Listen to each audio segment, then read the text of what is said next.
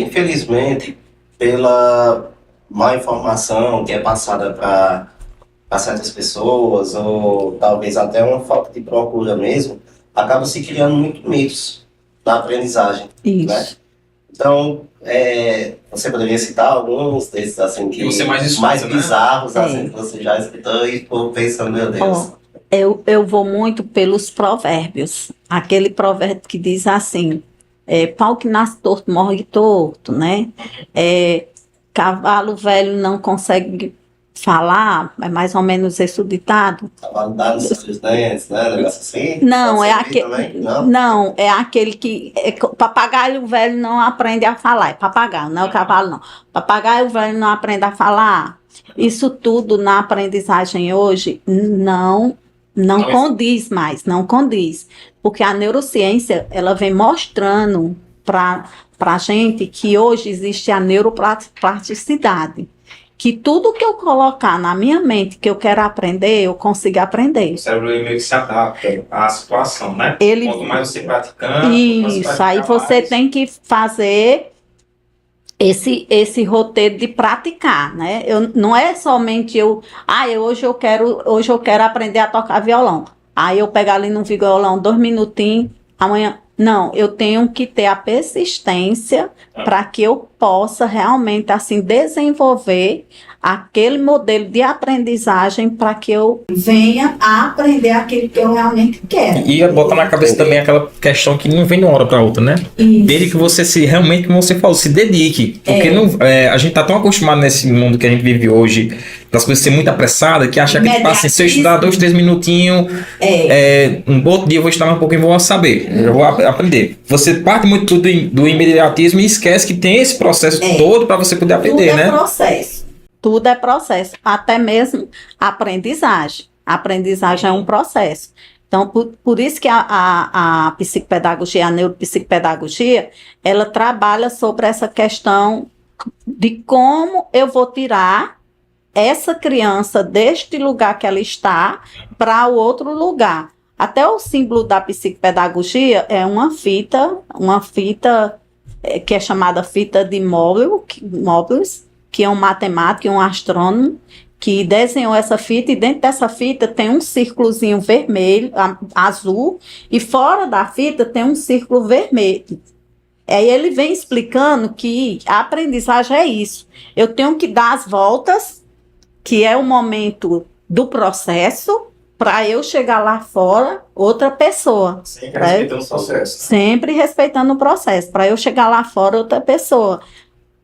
Como a psicopedagogia trabalha a aprendizagem, ela vem com esse modelo. Já a neuropsicopedagogia, ela traz como símbolo o livro e o cérebro. Porque como eu vou trabalhar a aprendizagem, e eu vou trabalhar a aprendizagem mais voltada para o sistema cerebral, aí ela mostra esse cérebro que vai estar em atividade. Sim. Entendi. Existe. É como se a neuropsicopedagogia ela fosse mais complexa em relação a como a criança vai aprender, é isso? É porque ela vai trabalhar já assim voltada para as crianças neurodivergentes, as crianças com transtorno mesmo. Como é que eu vou poder saber, enquanto psicopedagoga e neuropsicopedagoga, qual vai ser meu público?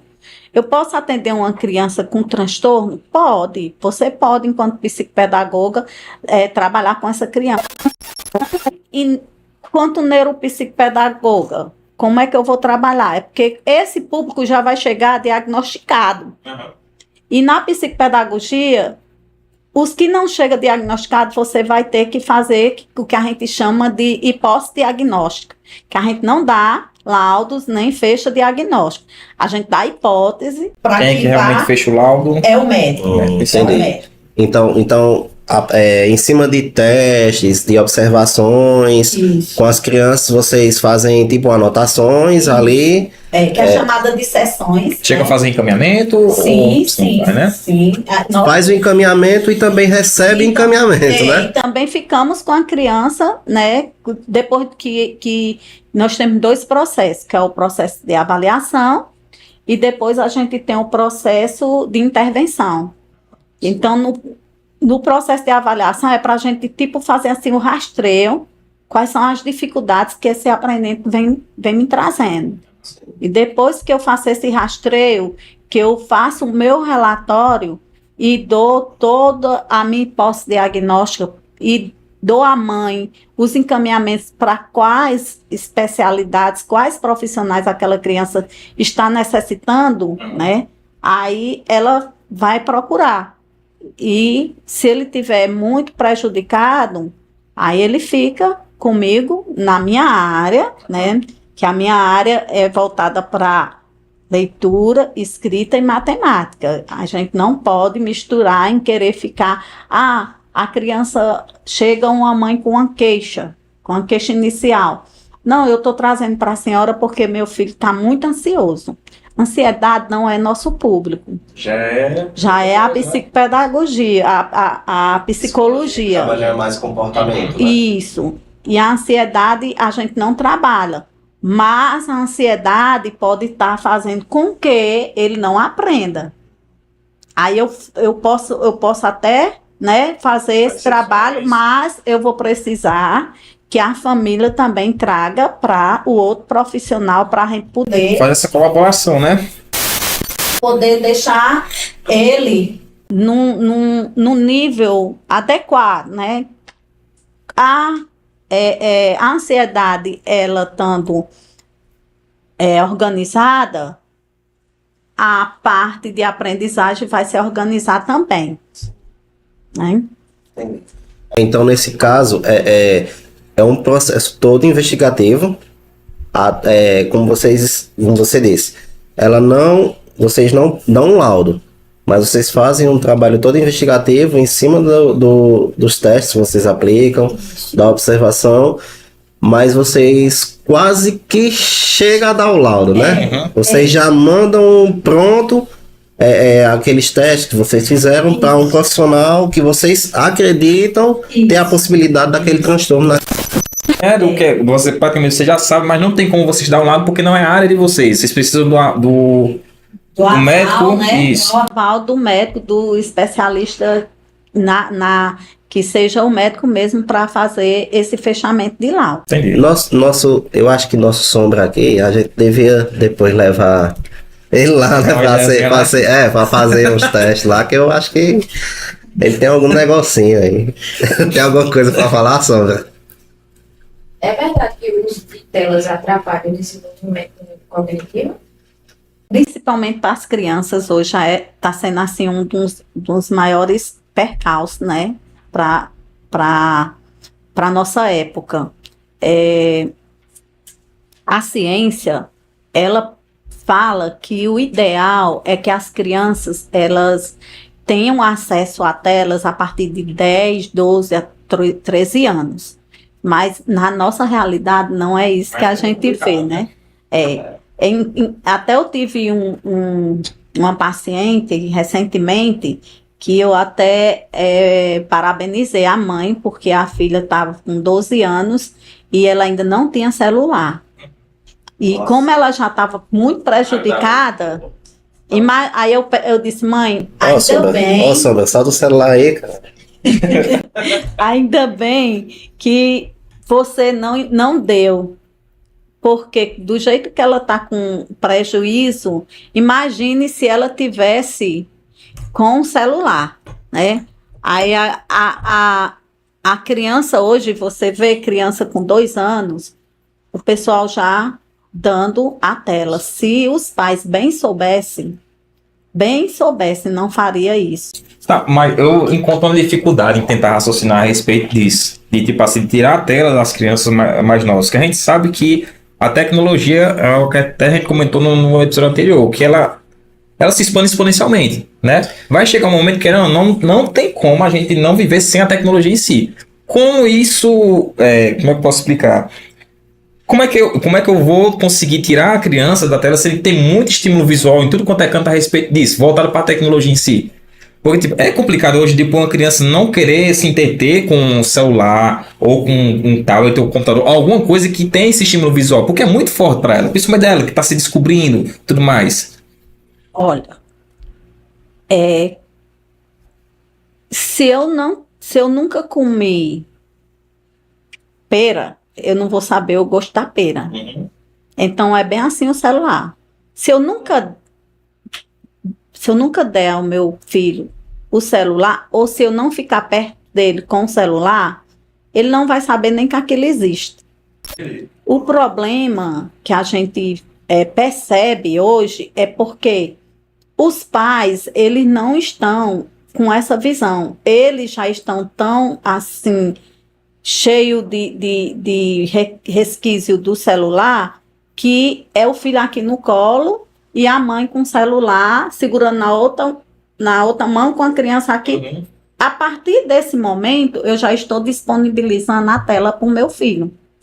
Eu não estou dando na mão dele. Vai gerar essa curiosidade nele. Mas o celular, ele chama muita atenção, justamente por essa questão visual, que você né? está colocando. E é interessante também porque com o passar do tempo, a tecnologia, né, que se fala na tecnologia, ela tem realmente esse objetivo de prender as pessoas mesmo quando pequenas, né?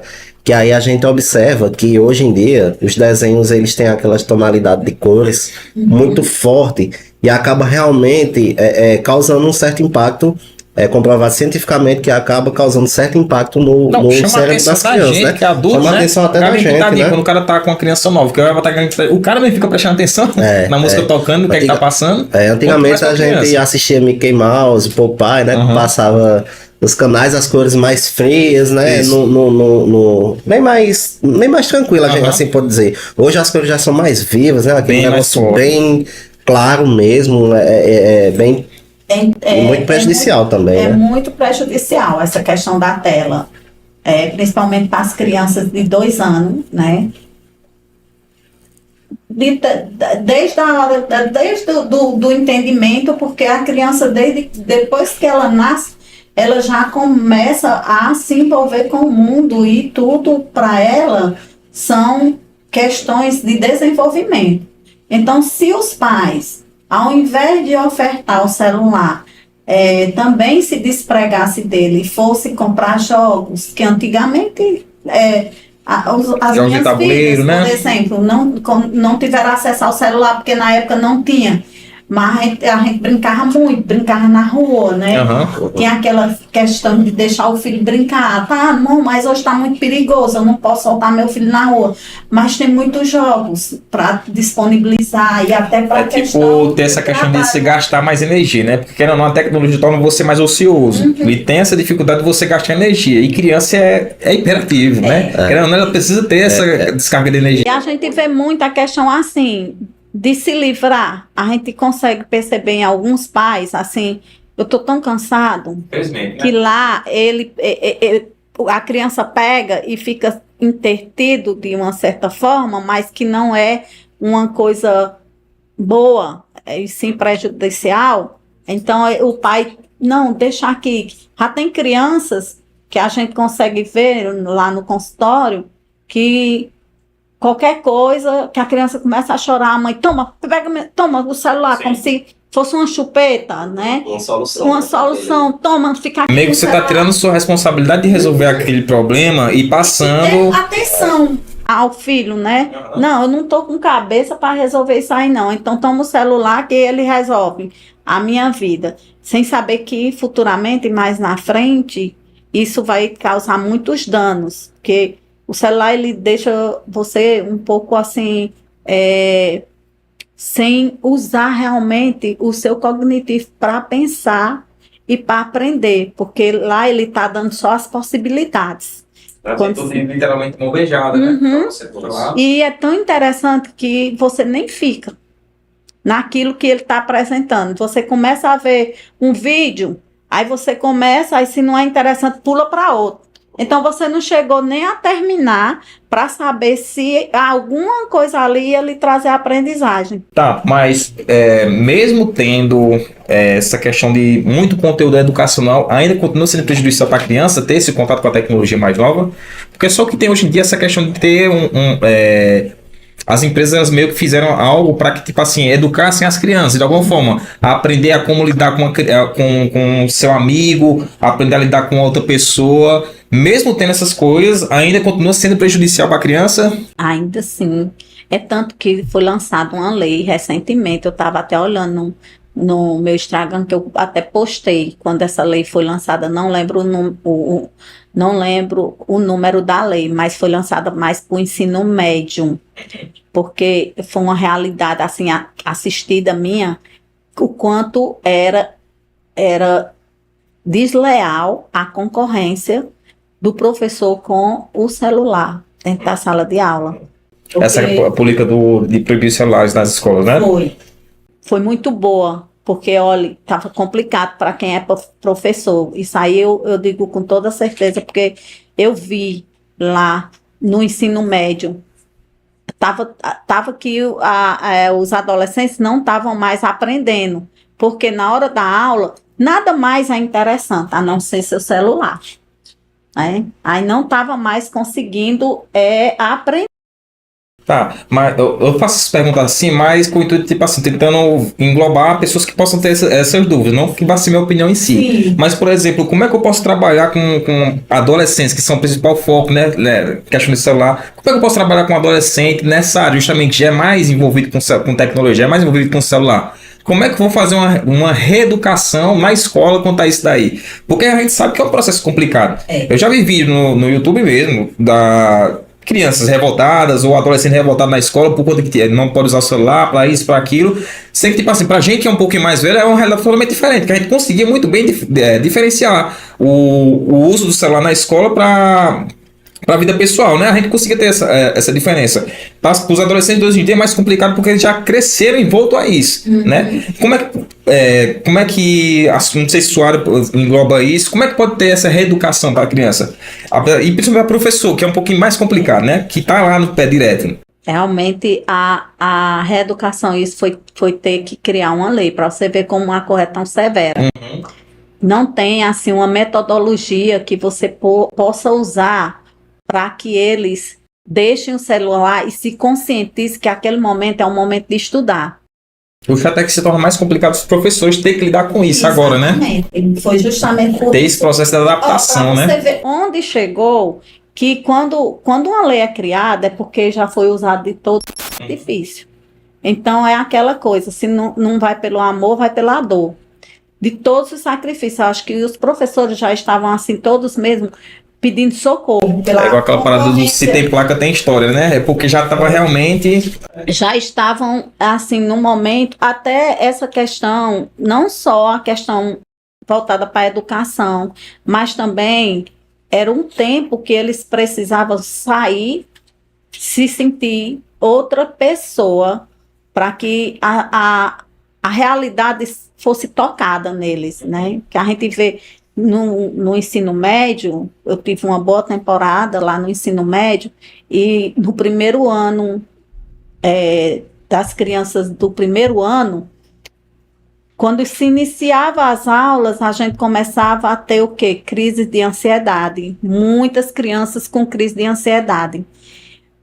E a gente percebia que também algumas era justamente porque os professores não deixavam pegar no celular. Tinha professor que tinha mais assim uma rigidez, né, de controle, não aceito, e conseguia isso aí.